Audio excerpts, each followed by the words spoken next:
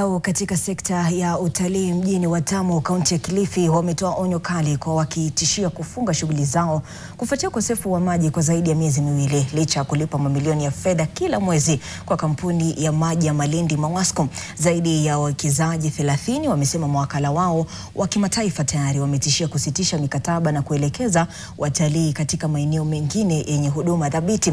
Walionya kuwa mgogoro huu unatishia maisha ya zaidi ya wafanyakazi wapatao 10,000, wakazi takribani 50,000 wanaotegemea sekta ya utalii. Aidha, wametoa wito wa hatua za dharura za serikali na wadau husika kuhakikisha huduma ya maji inarejeshwa mara moja ili kuzuia kudidimia kwa utalii katika mojawapo ya vivutio maarufu vya pwani ya Kenya.